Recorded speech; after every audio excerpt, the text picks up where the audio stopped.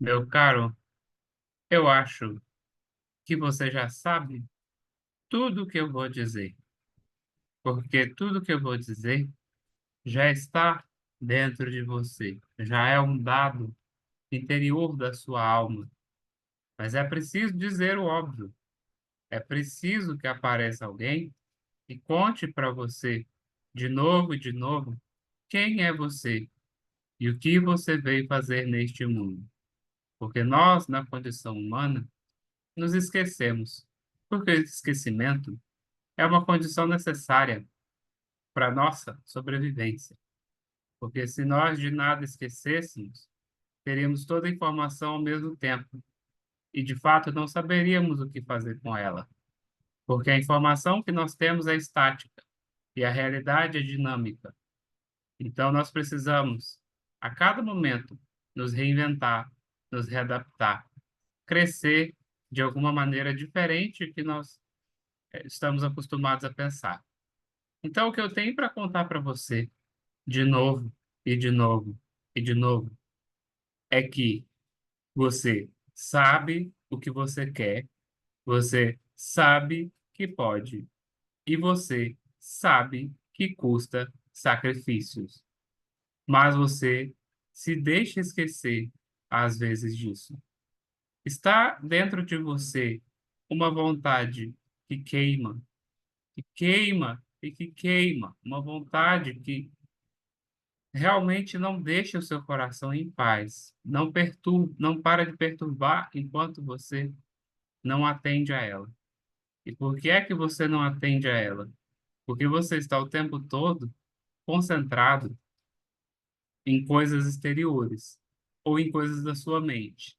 Você está o tempo todo sendo bombardeado por estímulos dopaminérgicos do seu telefone, da sua televisão, do seu computador, da internet, da fofoca do vizinho, de todas essas besteiras. Você está o tempo todo sendo bombardeado pelas suas tentações de quebrar a sua dieta, de comer besteiras, de comer sanduíche, de comer hambúrguer, de comer doce, chocolate o tempo todo, sorvete, né? De tomar cerveja. Você está sempre o tempo todo sendo tentado pelos estímulos mais imediatos que vão te dar um prazer sensorial, porque você é um ser humano de carne, e você sendo de carne, você é tentado pela carne, mas também você é tentado pelos seus pensamentos e tentado a dar atenção excessiva a eles. A sua mente, a gente não sabe muito bem de onde é que vêm os nossos pensamentos, mas a sua mente é uma armadilha. Ela prega peças em você. Ela monta teatros o tempo todo. Teatros mentais onde alguém aparece numa cena que realmente talvez tenha acontecido, alguém com quem você tenha tido alguma desavença, aparece você respondendo uma resposta polêmica, ou duas, ou três, muito bem formuladas, posteriormente a uma discussão que nunca aconteceu de verdade, um desentendimento que só aconteceu na sua cabeça, a outra pessoa não quis dizer isso que você acha que ela quis dizer, né? Então, mas o seu cérebro fica projetando um monte de intenções nas figuras que ele faz dos outros. Ele fica projetando um monte de impressões a respeito dos outros, né? E realmente você perde tempo com isso. Isso é o quê? Masturbação mental. Você fica olhando para cenas da sua imaginação de triunfos em discussões sobre outras pessoas com quem você teve algum atrito, né? Sendo que essas coisas já passaram.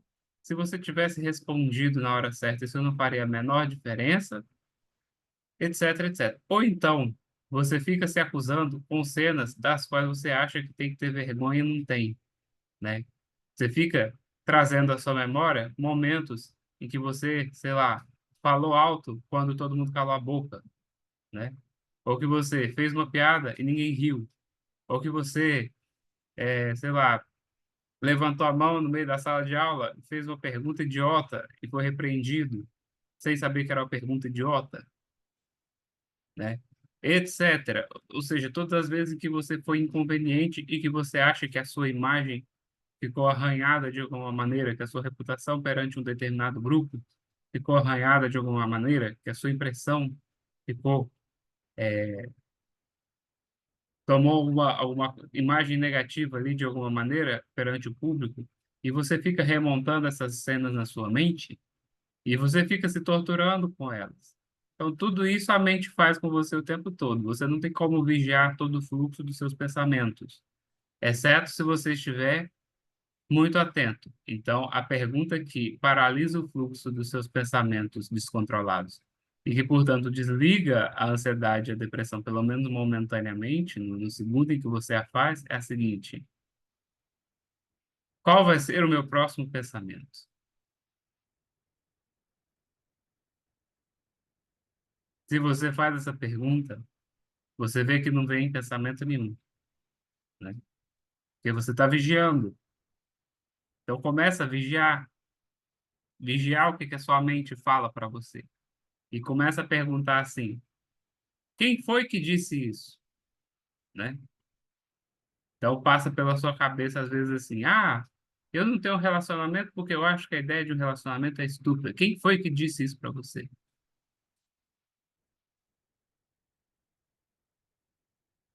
Essa ideia não é sua. Ah, eu acho que eu não terminei a faculdade ainda porque faculdade não serve para nada. Quem deu essa ideia para você? Quem pôs essa ideia na sua cabeça? Etc, etc. Então, às vezes, você despreza uma coisa só porque você não tem, mas é porque é mais cômodo desprezar, porque quem desdenha quer comprar. Você já ouviu falar assim? É mais cômodo para sua cabeça quando você não consegue realizar com baixo sacrifício uma coisa que você quer altamente, né? É mais barato para sua cabeça você falar assim: eu não queria mesmo, né? Eu acho estúpido, eu acho que não serve para nada, né? Não tem carteira de motorista ainda, nem carro eu tenho mesmo, né? Então, todas essas coisas são pensamentos para reconfortar sua mente às vezes. E eles não vieram de um pensamento crítico. Às vezes eles vieram de outras pessoas, vieram de traumas seus. E você está replicando eles na sua cabeça sem passar por uma crítica, né?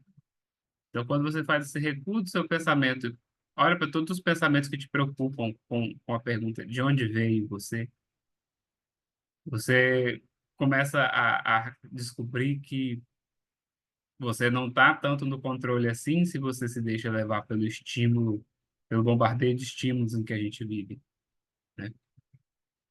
E aí, de fato, a sua mente está te impedindo, está te encobrindo várias coisas, né? O que que ela está te encobrindo?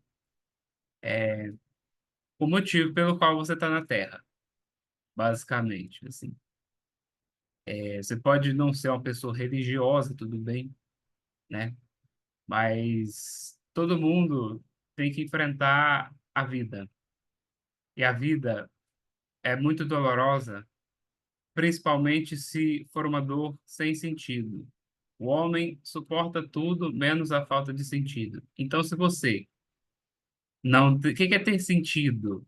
É como se existisse uma bússola, né? Então, a bússola aponta para onde? Né? Para onde você tem que ir, né?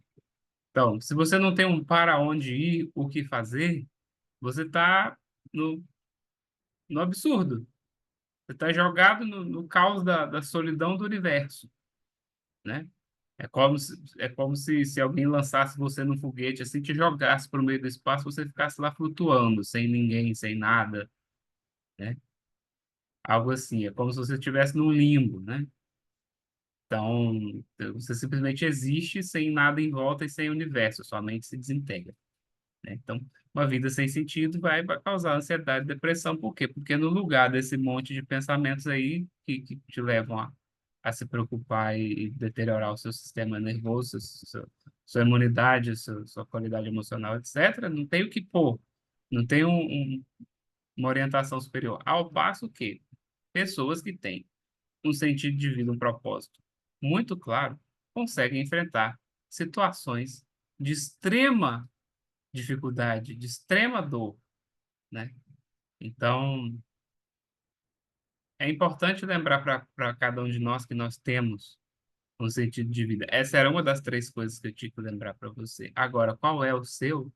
Eu não vou fazer o favor de te lembrar. Você vai fazer o favor para você mesmo de reverberar qual é o seu, né?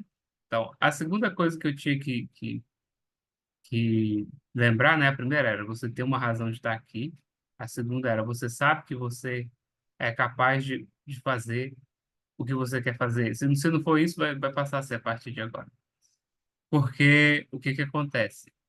Às vezes, e isso tem a ver com a terceira, que é a questão do sacrifício, às vezes a gente fica com um peso na consciência pela maneira como a gente está vivendo. Por quê? Porque a gente vê que a gente era capaz de fazer mais do que a gente está fazendo. Só que a gente não faz. E por que que não faz? Porque não dispôs do sacrifício. E por que não dispôs do sacrifício? É óbvio, é porque é mais confortável não dispor o sacrifício, né? A sua vida não vai ser uma tragédia, não tem uma catástrofe, uma desgraça iminente para acontecer caso você não abra mão do seu conforto com relação a tal ou qual coisa, né? Então, um dos grandes males da vida moderna é que a gente está sempre cercado de conforto, e a gente não vê o que pode dar errado, porque aquilo que pode dar errado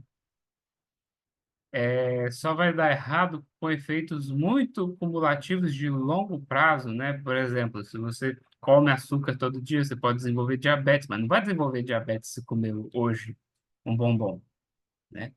Ah, se você toma refrigerante, você pode ter câncer, beleza, mas se você tomar hoje, não vai brotar um câncer amanhã, né?